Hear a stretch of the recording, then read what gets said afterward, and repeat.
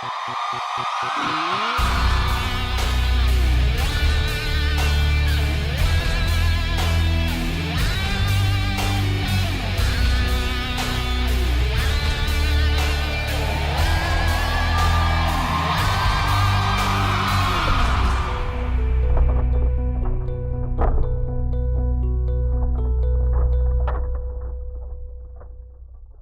vamos lá, a Bíblia e o Armagedon.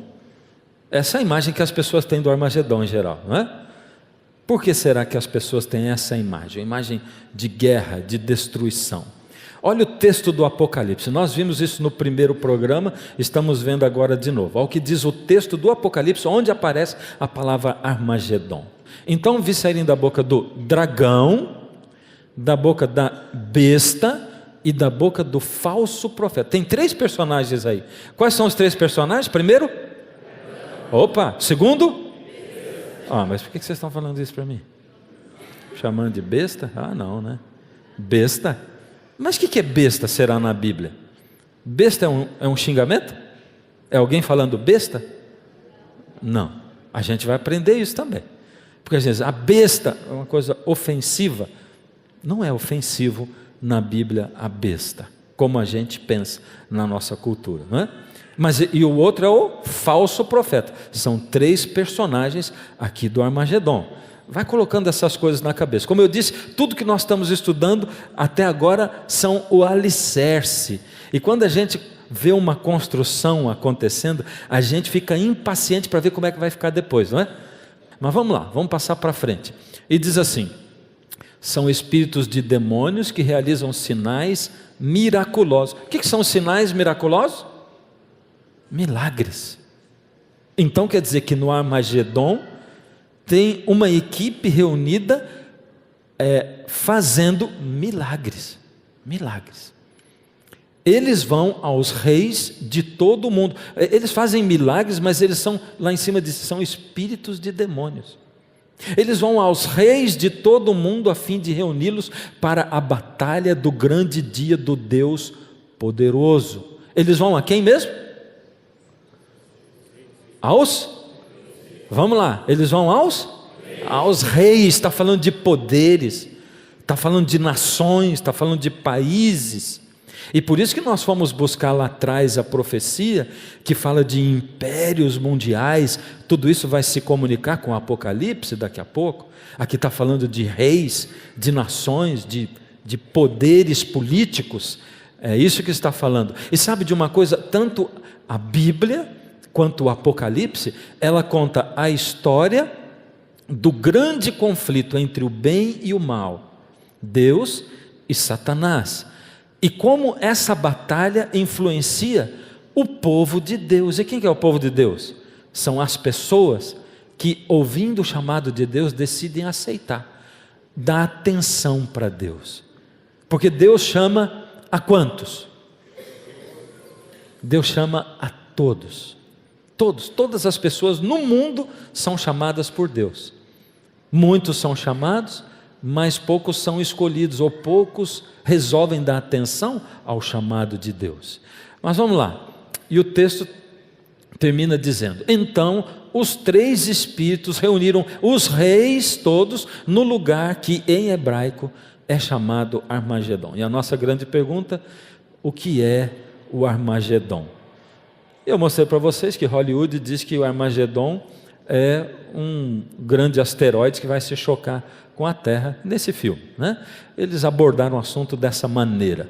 Por causa disso, nós fomos buscar Daniel 2, onde conta a história de uma estátua muito grande e onde aparece uma pedra gigante chegando no momento da história do mundo.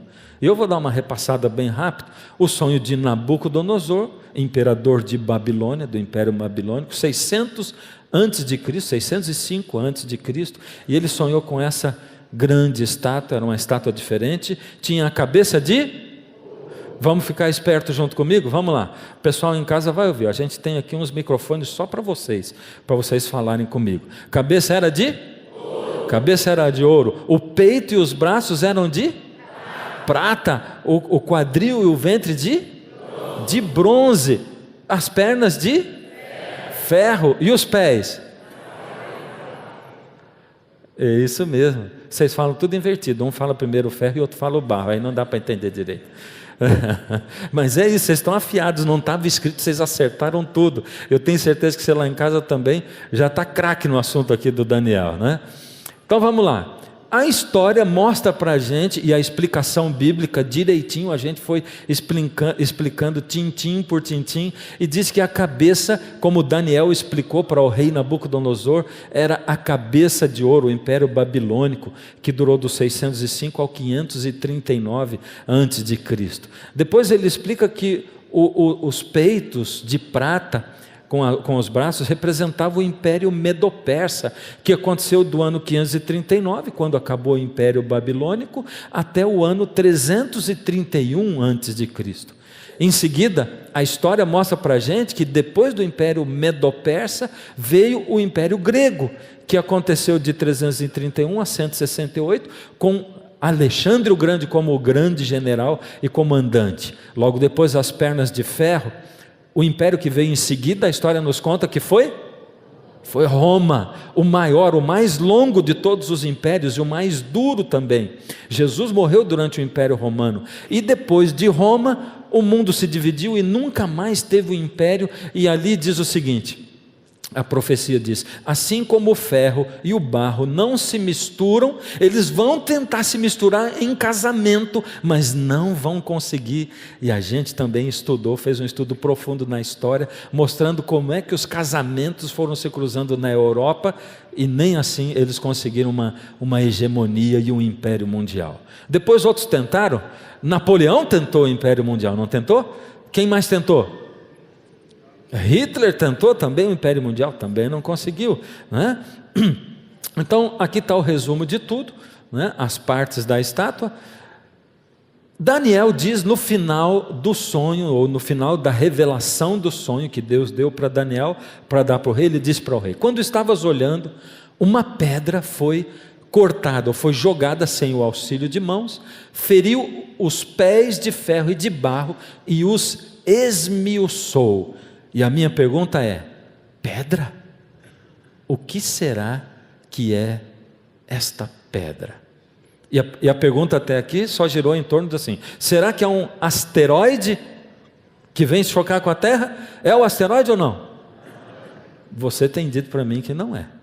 E eu estou achando vocês muito sabidos nessa questão aí, né? Mas vamos dar uma atenção a esse texto especificamente.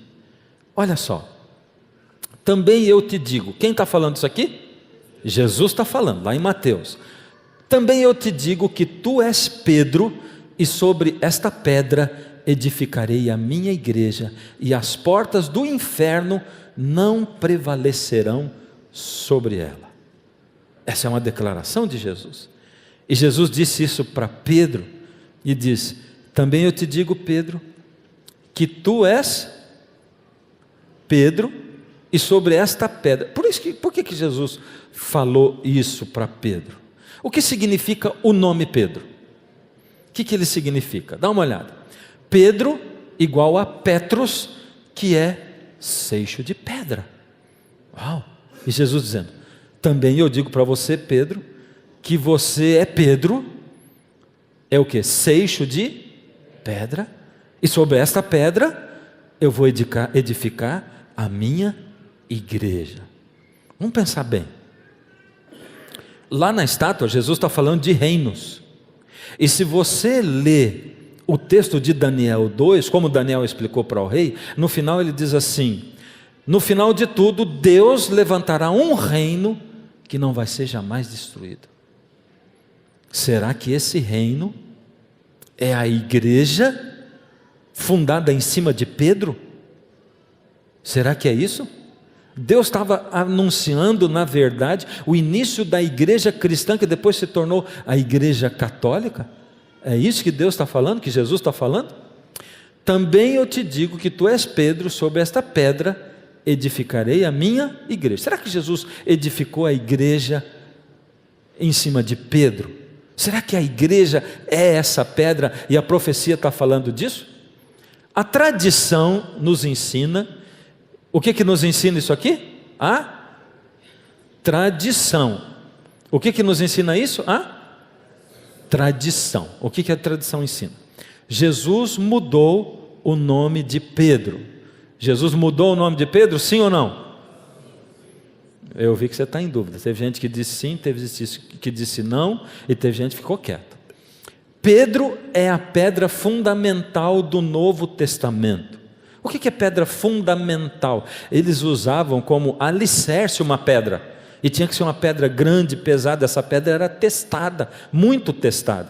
A tradição nos diz que Pedro era essa pedra, e diz que Jesus colocou Pedro como superior dos outros discípulos. Naquele momento que Jesus diz assim: também eu te digo que tu és Pedro, tu és Petros, é um seixo de pedra, e sobre esta pedra eu vou edificar a minha igreja. E a tradição diz também que Pedro estabeleceu em Roma a sede do seu episcopado. A tradição diz assim: depois daquilo, depois que Jesus morreu, Pedro esteve em Roma, e lá ele estabeleceu a sede do seu episcopado, e ele foi o primeiro bispo de Roma, e o Papa também é o bispo de Roma, e daí veio o papado. E em seguida diz que Pedro foi o primeiro Papa. É isso o que a tradição nos ensina, e nós vamos por esse caminho hoje à noite para entender e para saber como funciona o sistema papal, para saber se aquela pedra é Pedro, a igreja, o sistema do papado. Vamos dar uma olhadinha como é que funciona. Primeiro, o sistema papal, ele é um sistema de governo, ou seja, o Vaticano é um país. Você sabia disso? Todos sabiam disso? Todo mundo? Ou seja, quando o Papa assume como líder religioso, ele assume também o país do Vaticano como um monarca, como um rei, como governante daquele país, né? O Papa é considerado também rei, ou seja, ele é líder religioso, mas ele também é rei.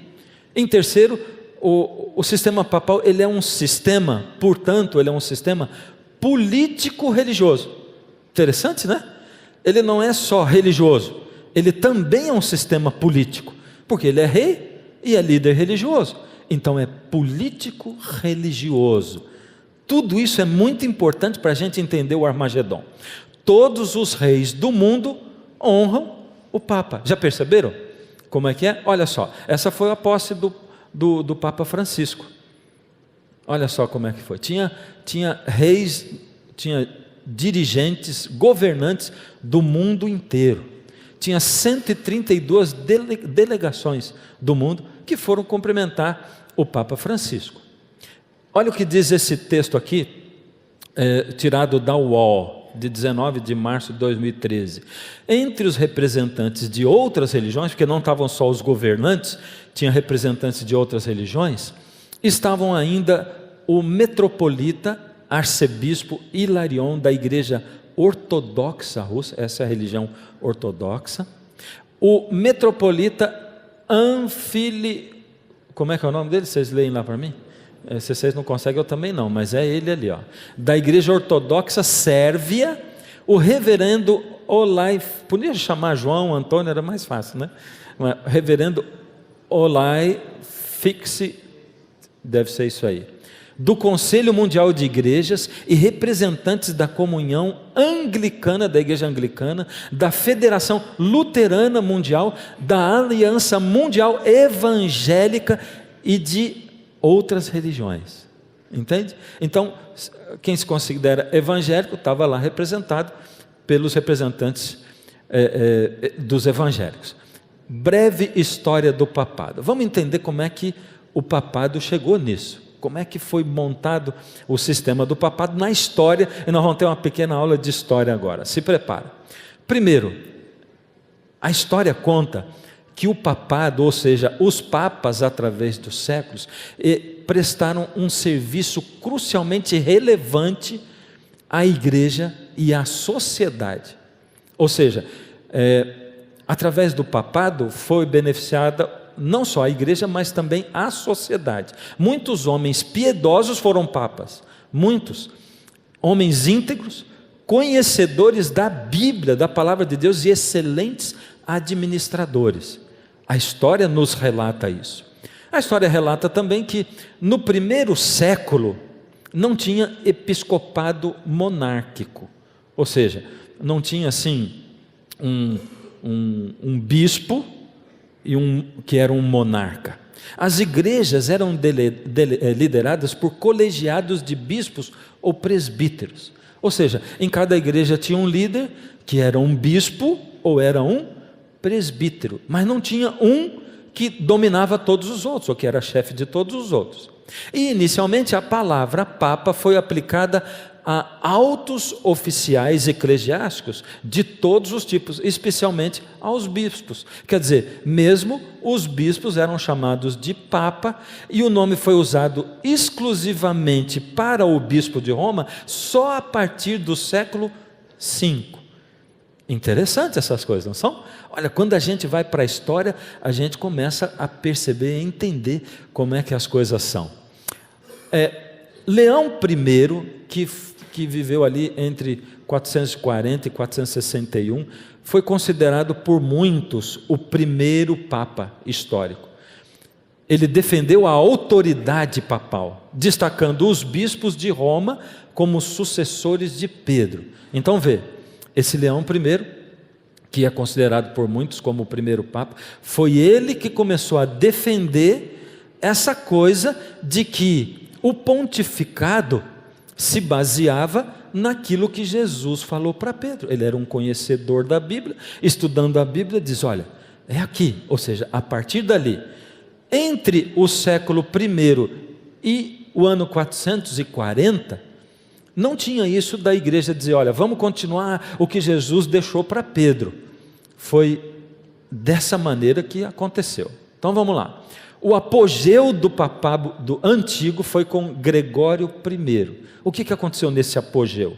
Ele saneou as finanças da igreja, foi um dedicado estudioso das Escrituras, reformou a liturgia, deixou a liturgia mais perto do povo, regularizou as celebrações do calendário cristão e promoveu a música sacra, o canto gregoriano.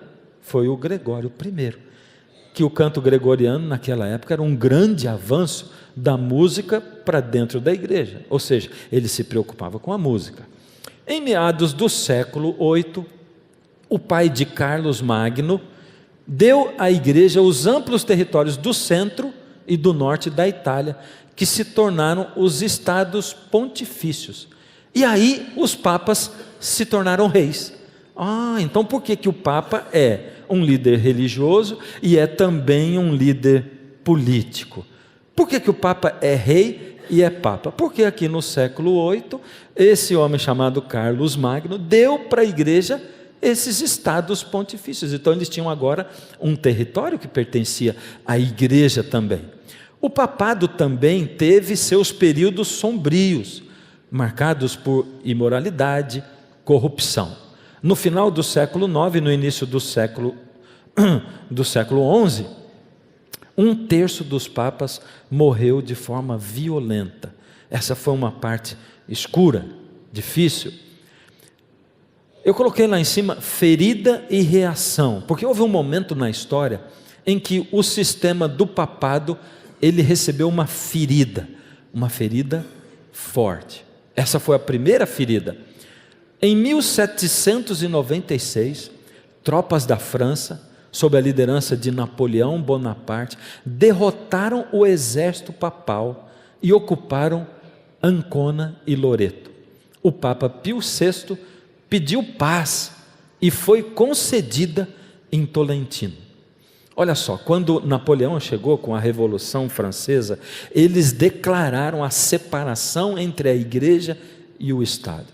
Lá nos Estados Unidos, mais ou menos na mesma época, com a Revolução Norte-Americana, eles não se afastaram, eles declararam separação entre igreja e Estado, mas aqui o Estado se declarou ateu. Na França eles se declararam ateus, ou seja, não tem mais ligação nenhuma mesmo. Lá nos Estados Unidos ele diz: não, a igreja existe lá, nós cremos em Deus, e o Estado existe aqui, um não interfere no outro. Mas aqui tinha um movimento contra Deus, O iluminismo estava muito forte nessa época, e aconteceu que Napoleão teve essa atitude radical. Reação: 10 meses depois, as forças papais organizaram um motim que resultou na morte do brigadeiro general Marturin Leonard Duplot. Então, ou seja, o exército do papado contra-atacou e eles se recuperaram. E agora eu pus lá em cima ferida mortal, entre aspas, porque o papado não morreu, está vivo até hoje, mas foi uma ferida muito, muito pesada. O que aconteceu? Em fevereiro de 798, o general Berthier proclamou a República Romana, exigindo que o Papa renunciasse os seus poderes temporais, ou seus poderes como rei. E o que aconteceu? Como Pio VI recusou, o Papa foi feito prisioneiro e em 20 de fevereiro de 798 foi escoltado do Vaticano para Siena e de lá foi para Certosa, indo finalmente a Valença, onde faleceu em 29 de agosto de 799. Ou seja, o Papa foi preso pelo general Berthier e morreu na prisão. Por isso que eu disse ferida mortal. Olha só o que aconteceu dentro da história. Acontece que Napoleão entendeu que a França precisava de um retorno para a religião. E Pio VII agora foi eleito no lugar de Pio VI. Vamos eleger um Papa. E Napoleão elegeu. Só que Napoleão tinha condições. Quais eram as condições? Em 1804, Pio VII foi convidado a coroar Napoleão. Mas este acabou se autocoroando. Napoleão era um camarada muito intransigente, era ou não era? Muito tempestivo, muito temperamental. Aconteceu também que Napoleão nomeou bispos, ele mesmo nomeou bispos, fez os religiosos jurarem fidelidade à coroa e tentou manipular o próprio Papa. Mas o Pio VII se negou a isso. Napoleão ocupou os estados pontifícios e prendeu Pio VII. Ou seja, o sistema papal ali estava interrompido oficialmente. E é isso o que a história nos conta. Mas, como nós vemos que o papado hoje está vivo, atuante, muito vivo, muito atuante, aconteceu o início dessa cura. Como é que essa cura começou? Somente em 1814, o Papa pôde retornar a Roma. 1814 agora, no Congresso de Viena. Os estados papais foram devolvidos, ou seja, devolveu os estados papais, o Papa passou a ser rei de novo. Pronto, religou a história. Após a derrota de Napoleão em Waterloo, Pio VII apoiou o povo francês, que sofreu muito sob Napoleão, e lutou para que não aparecessem outros Napoleões. Ou seja, agora o Papa se juntou à política para evitar que a França sofresse sob a liderança de uma outra pessoa como Napoleão. Segundo os historiadores, com a morte do Papa Pio VI em pleno período da Revolução Francesa, muitos julgaram que se sepultaram para sempre o pontificado. Por isso eu disse ferida mortal. Mas a cura total da ferida foi acontecendo aos poucos.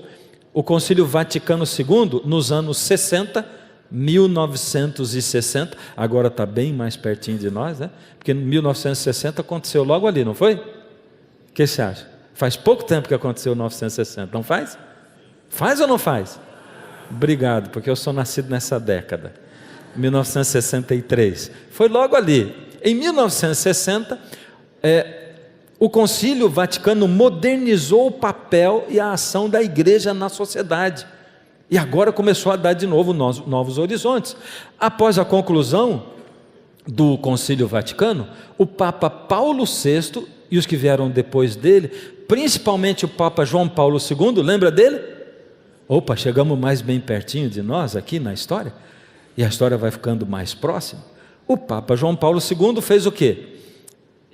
O Paulo VI e o Paulo II passaram a ser conhecidos como os papas peregrinos. Por que papas peregrinos?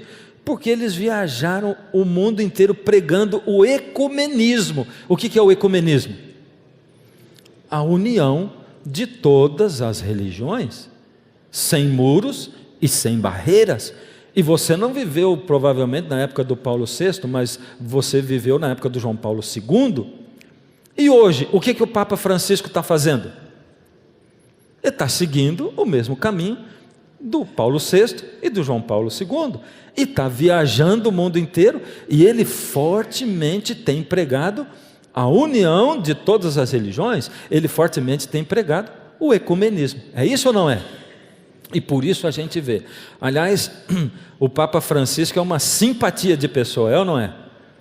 Você não acha ele uma simpatia? Ele é muito simpático, muito carismático, e quando ele viaja ao mundo inteiro, e ele tem contato com repórteres, com pessoas, ele impressiona as pessoas por causa disso. E está fazendo um trabalho muito forte em torno dessa área do ecumenismo. Vamos lá voltar. O que a tradição nos ensina? A tradição nos ensina que Jesus mudou o nome de Pedro. A tradição ensina para a gente que Pedro é a pedra fundamental, aonde Jesus colocou, fez nascer a sua igreja. Diz que Jesus colocou Pedro como superior dos outros discípulos, e diz que Pedro estabeleceu em Roma a sede do seu episcopado, e diz que Pedro foi o primeiro papa. A pergunta é agora assim: o que a Bíblia nos diz? O que a Bíblia diz? E aqui eu tenho que parar um pouco, para, depois de tanta coisa de história assim na tua cabeça, informação, para um pouquinho, dá uma respirada funda assim, ó. Respira aí em casa, vamos lá, de novo, vai. Areja a cabeça, deixa vir oxigênio para o cérebro, né? Show o sono, passa o sono para lá. E eu quero chamar a sua atenção num negócio. Aqui começa uma guerra que nós precisamos enxergar, porque em geral a gente não enxerga essa guerra. É uma guerra que existe sempre em qualquer pessoa que decida amar a Deus e servir a Deus. É uma guerra, uma luta entre Bíblia, a verdade do que diz a Bíblia, e a tradição. Você entende? Certo? Qual é a religião que tem tradição? Qual religião tem tradição? Todas têm. Todas as religiões têm suas tradições. Todas têm. Tradição é aquilo que eu faço porque as pessoas me disseram que tem que ser assim. Você entende? Por que eu faço isso? Sabe quando alguém diz assim: por que você não faz tal coisa? É porque eu sou cristão. Mas pede para o teu pastor para ele te liberar. E tem gente que acha que o pastor é a consciência dele. Uau! Quando eu era garoto, que alguém dizia assim, uma vez um professor disse para mim: pede para o teu pastor. Eu digo assim: mas meu pastor não manda em mim. Quem manda em mim é Deus. Eu vou olhar o que a Bíblia diz. Se a Bíblia diz assim, o pastor pode falar. Se ele falar para eu fazer, ele está errado. A Bíblia que está certa. Como é que eu vou seguir o que os outros dizem? Então a tradição é aquilo que eu faço porque eu sempre fiz. É aquilo que eu faço porque eu acho que está certo, que me ensinaram assim. E na maioria das vezes a gente segue tradições sem perceber. Por isso que eu perguntei para você, qual é a religião que tem tradição? E como eu estou falando da história, você vê, isso aqui não é nem história da Igreja Católica. É lógico que é a história da Igreja Católica, mas eu falei de história do cristianismo. Você é cristão? Essa é a nossa história, porque foi assim que veio a igreja cristã. Essa é a história da nossa raiz como cristãos, desde Jesus, e a história veio avançando. Depois lá na frente aconteceu a reforma, e que aí se separou o catolicismo de protestantismo, mas essa é a nossa história, história do cristianismo. Mas como eu estou falando de papado e tal, pergunto, qual é a igreja que tem tradição? E você automaticamente já liga com o que eu falo, a igreja católica, não é? Pensou a igreja católica, mas toda a igreja tem tradição, e o problema é que a gente não vê que a nossa igreja tem tradição. Sabe? Isso é um problema grande. E a gente segue as coisas que a nossa igreja nos ensinou, que as pessoas nos ensinaram, e muitos dizem assim: nossa, mas eu estou ouvindo isso aí faz mal para o meu ouvido. Sabe por quê? Isso eu acredito desde criancinha. O meu pai ensinou, minha mãe ensinou, meu pai era um homem de Deus, era uma mulher de Deus, e eu acredito nisso. Então, nós temos que fazer uma escolha. E hoje, a escolha de hoje, no programa 3 do Armagedon, a nossa escolha é ou Bíblia ou tradição. Lógico que muitas vezes Bíblia e tradição vão andar juntas e vão dizer a mesma coisa, mas muitas vezes a Bíblia vai dizer vai por aqui e a tradição vai dizer vai por ali. E eu fico com quem? Com a Bíblia ou eu fico com a tradição? Eu fico com o que Deus revelou através da palavra, ou eu fico com o que o homem ensinou porque eu sempre fiz e é assim? Com o que eu fico? Você está em dúvida? Fico com Bíblia ou com tradição? Tem razão? Tem certeza? Tem certeza disso? Então aqui começa. Vamos estudar do ponto de vista da Bíblia. Primeiro, Jesus mudou o nome de Pedro? Vamos lá ao texto de João 1, 41 e 42. Ele achou primeiro o seu próprio irmão, Simão. Foi quando Simão foi buscado para ser discípulo. A quem disse: achamos o Messias, que quer dizer Cristo. Messias quer dizer Cristo. E o levou até Jesus. Olhando Jesus para ele, disse: tu és Simão, o filho de João. Tu serás chamado Cefas, que quer dizer Pedro. E aí, lendo esse texto, Jesus mudou o nome de Pedro, sim ou não? Jesus mudou o nome de Pedro, sim ou não? Sim. Então aqui eu vou te ensinar uma outra coisa agora, que a gente não percebe. Não dá para a gente se basear ou para montar uma doutrina em cima de um texto. A gente tem que comparar um texto com outro texto, mas também não dá para montar em cima de dois só. Aí tem que achar um outro que diz a mesma coisa, um outro. Tem que ter uma série de textos bíblicos que digam a mesma coisa. Entende? E não é porque aqui está dito errado, é porque aqui só diz até uma parte. Aqui Jesus diz assim: o teu nome é, como é que é o nome? É Simão, mas você vai ser chamado Cefas, que é Pedro, seixo de pedra. Tá, então vamos continuar. Olha esse outro texto, Lucas 6, 13 e 14. E quando amanheceu, chamou a si seus discípulos e escolheu 12 entre eles, aos quais também deu o nome de apóstolos. Simão, a quem acrescentou o nome de Pedro, e André seu irmão, Tiago e João, Filipe e Bartolomeu. Opa! Jesus mudou o nome de Pedro? Jesus fez o quê? Ele acrescentou o nome. E você vai encontrar alguns lugares na Bíblia chamando de Simão Pedro. Não é isso? Simão Pedro. Então Jesus acrescentou o nome. Ele não mudou o nome de Pedro, ele acrescentou. Então, nesse item, quando a tradição diz assim, Jesus mudou o nome de Pedro, está certo ou está errado? Está errado. Segundo a Bíblia, Jesus não mudou, ele acrescentou.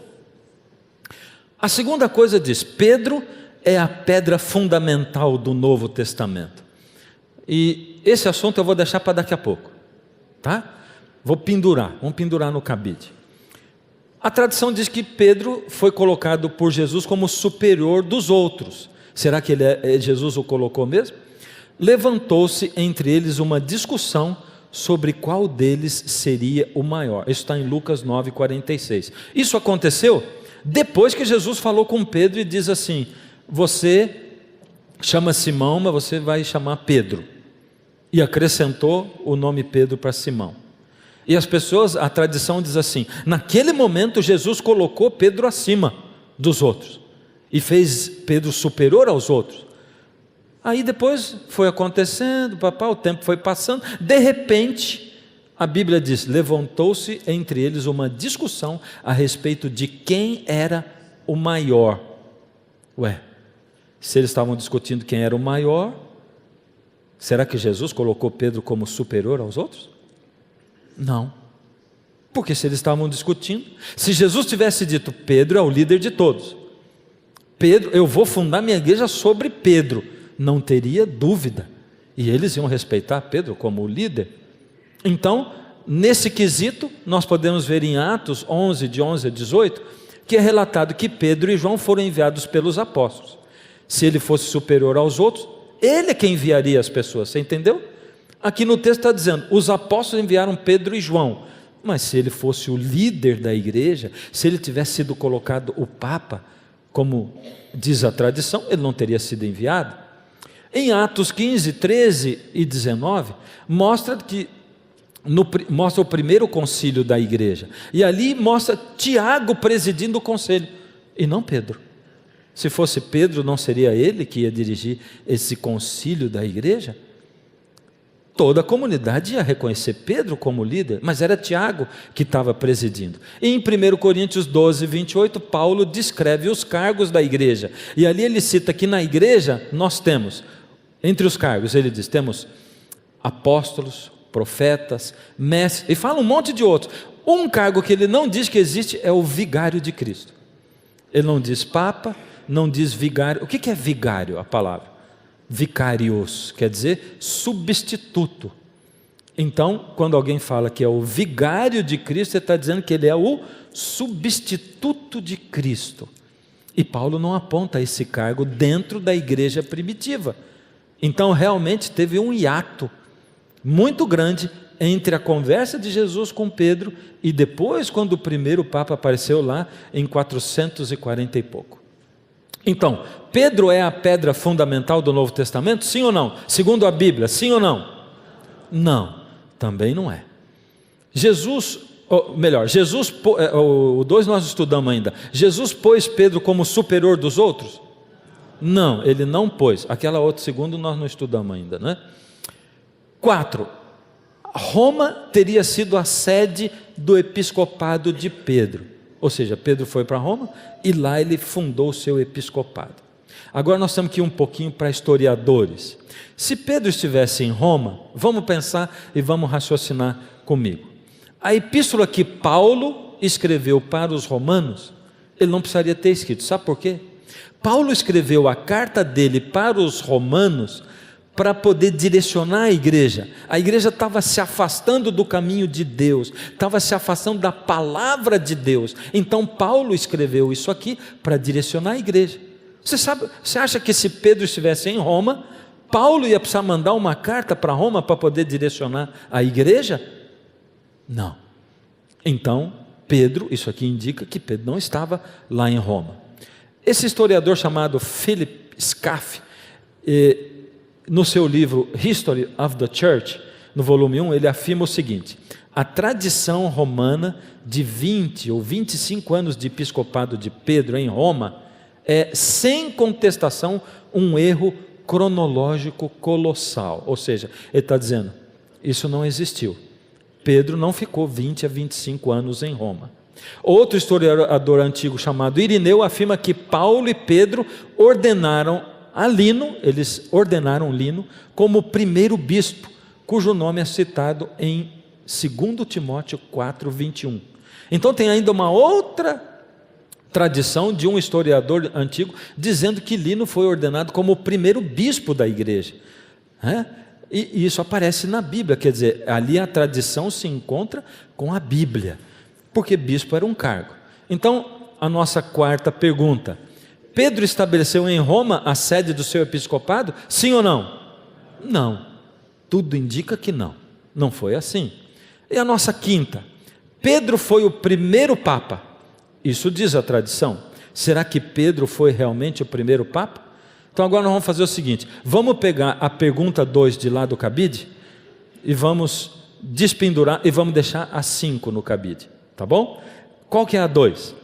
Pedro é a pedra da Bíblia? Vamos lá. E essa foi a nossa primeira pergunta, não foi? A pedra lá de Nabucodonosor, da estátua, e eu perguntei, o que é a pedra? E aí nós fomos para o lado do tu és Pedro e sobre esta pedra edificaria a minha igreja. Será que é ele mesmo a pedra? Em grego tem 2 palavras para pedra, e nós já descobrimos qual foi usada para traduzir o nome de Pedro. Qual foi mesmo? Foi Cefas. Petros ou Cefas, que é seixo de pedra. Tem uma outra palavra que é Petra.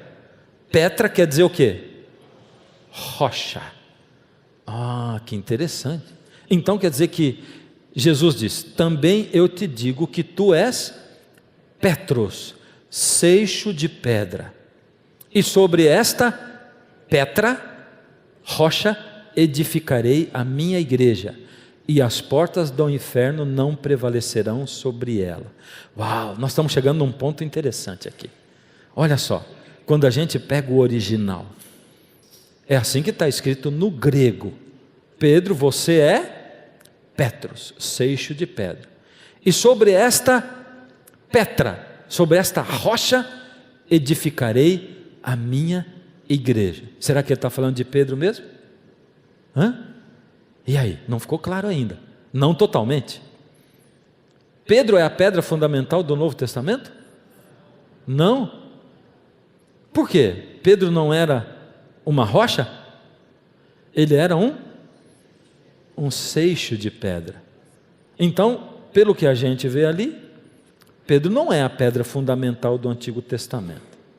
Mas, vamos para o último ponto. Será que Pedro foi o primeiro Papa? Foi ou não? Vamos ver. Antes de eu tenho que fazer um questionamento. Sabe por quê? Eu tenho que ser honesto. Eu disse para vocês ontem que eu tenho um compromisso com a verdade, né?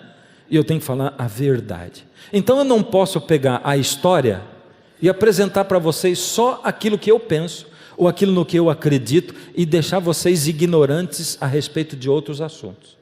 Então eu vou colocar para vocês o outro lado. Olha o outro lado.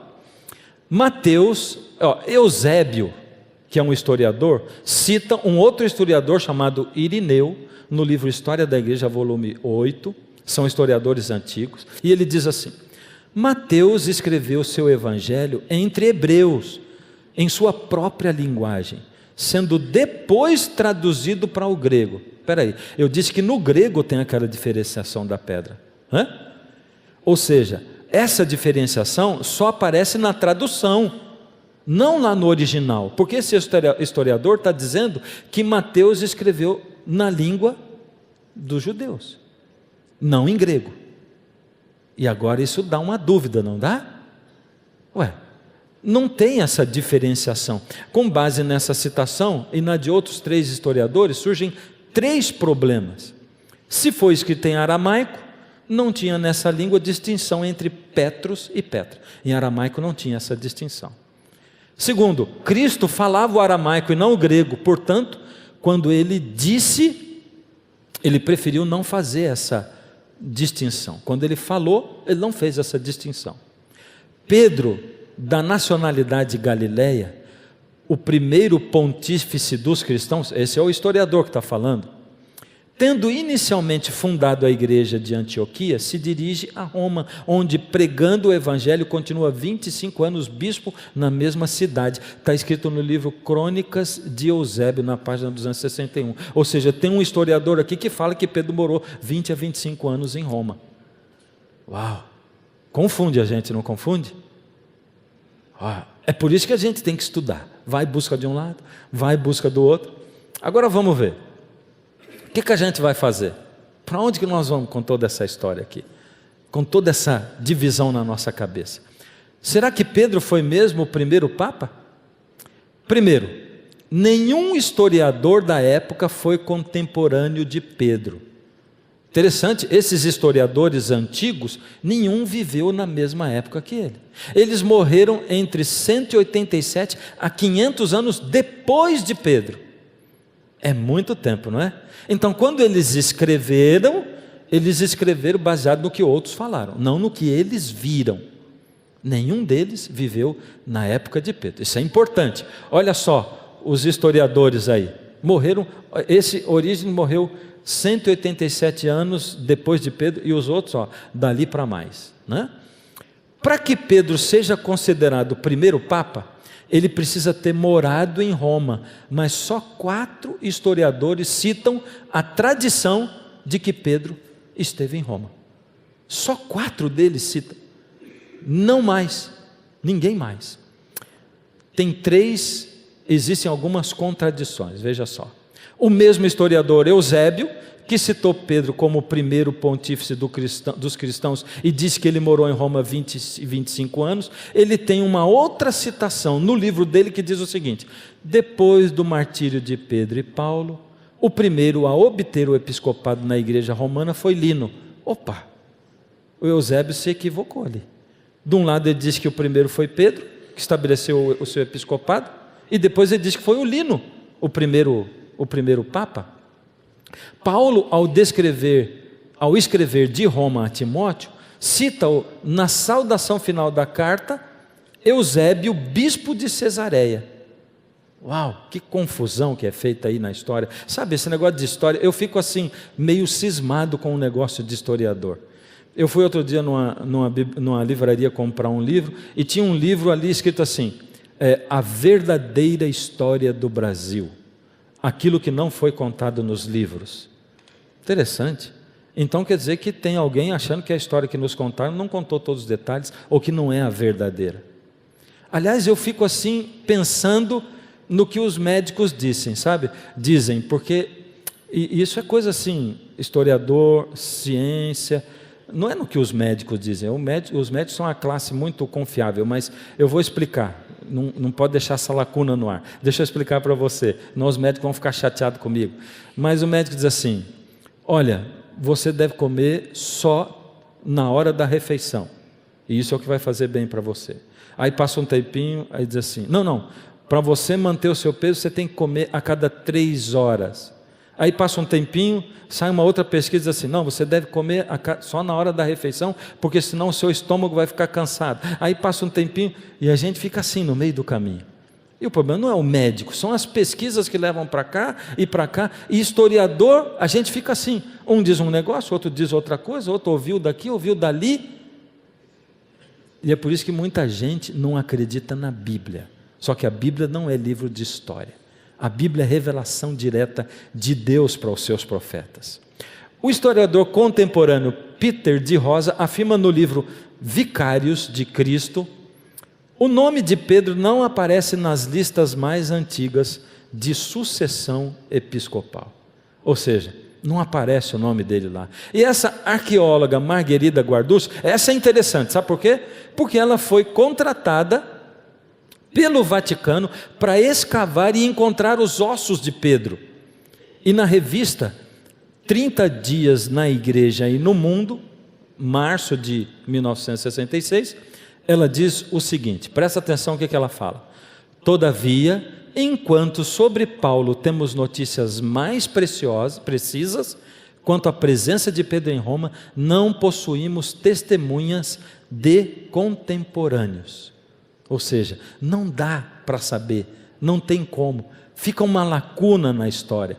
Ou seja, quanto à última parte, o fato de Pedro ter sido o primeiro Papa, também não dá para provar que Pedro foi o primeiro Papa através da história e nem através da Bíblia. E a gente volta para a pergunta: quem é a pedra então? Se Jesus diz assim: tu és Pedro, seixo de pedra, e sobre esta pedra edificarei a minha igreja. Ele está falando de Pedro? De quem que ele estava falando?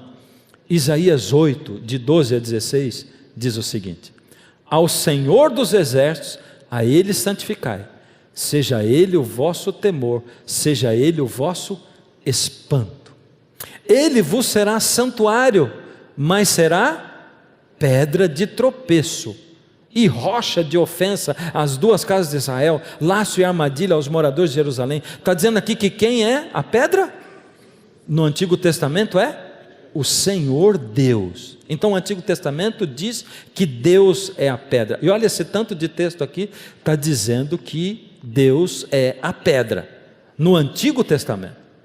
Então o Antigo Testamento afirma: Deus é a pedra. Salmo 118, 22, eu separei esse aqui, porque ele diz assim: a pedra que os construtores rejeitaram, essa veio a ser a principal pedra angular. Isso procede do Senhor e é maravilhoso aos nossos olhos. E agora eu arrepio aqui de novo, porque isso aqui foi escrito por Davi, muito antes de Jesus vir, e está dizendo assim: a pedra que os construtores rejeitaram, ela veio ser a pedra principal. De quem será que Davi estava falando? Lucas 20, 17. Mas Jesus, fitando-os, disse: que quer dizer, pois, o que está escrito? E agora Jesus vai citar Salmo, esse que a gente acabou de ler. E ele diz: a pedra que os construtores rejeitaram, esta veio ser a principal pedra angular. Jesus olhou para os discípulos como eu estou olhando para vocês hoje, e ele diz assim: o que Davi quis dizer quando ele falou que a pedra principal foi rejeitada? O que Davi quis dizer? E ele, no verso seguinte, ele diz: todo o que cair sobre esta pedra ficará em pedaços, e aquele sobre quem ela cair ficará reduzido a pó. De que pedra Jesus estava falando? Quem cair sobre essa pedra vai ser o quê? Despedaçado. E aquele sobre quem a pedra cair vai virar pó. Jesus estava falando de que pedra? Por fim, chegando-vos para ele a pedra que vive, rejeitada sim pelos homens, mas para com Deus eleita e preciosa. Quem é ele, a pedra que vive? Quem é ele, a pedra que vive? Jesus. Ah, Jesus é a pedra que vive. Está lá em 1 Pedro 2,4. Espera aí, 1 Pedro? Quem foi que escreveu isso aqui então? Foi Pedro. Pedro está dizendo que Jesus foi a pedra. Olha, vamos ver outro texto aqui, 1 Pedro 2,7. Para vós outros, portanto, os que credes, é preciosidade, mas para os descrentes, a pedra que os construtores rejeitaram, essa veio ser a principal pedra angular. Este Jesus é pedra rejeitada por vós, os construtores, a qual se tornou pedra angular. Pedro também diz, está escrito em Atos, mas faz parte do sermão de Pedro. Pedro declarou abertamente: Jesus é a pedra. Então quer dizer que quando Jesus falou com Pedro, mesmo que Mateus tivesse escrito em aramaico, Mateus estava lá. Pensa bem. E Jesus disse: porque tu és Pedro, seixo de pedra, e sobre esta pedra edificarei a minha igreja. Jesus deu a entender claramente para Pedro que ele estava fazendo diferenciação entre Pedro, que era um seixo de pedra, e ele que era a pedra. Por isso, na hora que o texto foi traduzido para o grego, espera aí, mas quem foi que traduziu o livro de Mateus para o grego? O próprio Mateus. Foi ele. Então nós podemos ter confiança no texto, porque a própria pessoa que estava presente traduziu para o grego, e quando ele escreveu no grego, ele fez diferenciação entre os dois termos, para indicar seixo e pedra. A pedra é o Senhor Jesus. Pedro não é a pedra. Também eu te digo que tu és Pedro, e sobre esta pedra edificarei todo aquele sobre quem essa pedra cair. Ele está falando dele mesmo. E o que Daniel diz? Vamos voltar para a profecia e terminar aqui. Mas nos dias destes reis, esses reis eram onde mesmo? Na estátua? O pé da estátua. A gente vive em que época mesmo? Na cabeça, no peito, na perna ou nos pés da estátua? Nos pés. E Daniel está falando, nos seus dias, porque essa profecia diz respeito ao tempo do fim, dos nossos dias, o Deus do céu suscitará um reino. Opa, então essa pedra é um reino. Ah, faz sentido, não faz? Cabeça é um reino, o peito é outro reino, é tudo um reino. E está dizendo que a pedra vai ser um reino, e que Deus vai suscitar, e que não será jamais destruído. Esse reino não passará a outro povo, esmiuçará e consumirá todos esses reinos, mas ele mesmo subsistirá para sempre. Por isso Jesus diz assim: aquele sobre quem essa pedra cair, a pedra significa Jesus voltando nos nossos dias e estabelecendo o reino eterno do nosso Deus. E então virá o fim, quando ele entregar o reino ao Deus e Pai, quando houver destruído todo o principado, bem como toda potestade e poder. Finalmente, nos nossos dias, Jesus volta. Ele diz: eis que venho sem demora. Quando Jesus vem? Quando ele vem? Será que demora? Será que é logo? Como é que eu posso saber se vai demorar ou se vai ser logo? Como é que eu posso ter essa ideia? Será que dá para eu saber? Primeiro, Jesus assim, o dia e a hora ninguém sabe. Porém, Ele deixou para nós algumas dicas. Ele deixou para a gente alguns sinais. E no próximo programa, nós vamos ver esses sinais que Jesus deixou para nós. Nós vamos entender o que Jesus deixou para a gente de pista. E nós vamos comparar com os dias de hoje. Amanhã nós vamos sair da história e vamos entrar nos dias de hoje. E vamos ver o que Jesus disse. Quando eu estiver para vir, vai acontecer isso. E nós vamos ver se isso está acontecendo. O nosso próximo programa é diretamente a respeito disso. Hoje, a gente vai terminar por aqui. Mas eu não posso terminar por aqui sem fazer um apelo para você. Sem chegar no seu coração, na sua alma e dizer assim: você é convidado hoje a fazer uma escolha entre a tradição e a Bíblia. Por causa da tradição, a maioria das pessoas se voltou contra Jesus. Você hoje tem que fazer a sua decisão: a Bíblia ou a tradição? E você? A Bíblia ou a tradição? Tem que ter o poder de Jesus na sua vida para você escolher a Bíblia. Tem que ter o poder do Espírito. E eu quero rogar a Deus o poder dele na sua vida para você fazer a escolha. Mas eu vou fazer diferente hoje. Eu vou pedir que você faça uma decisão mental, racional a respeito disso.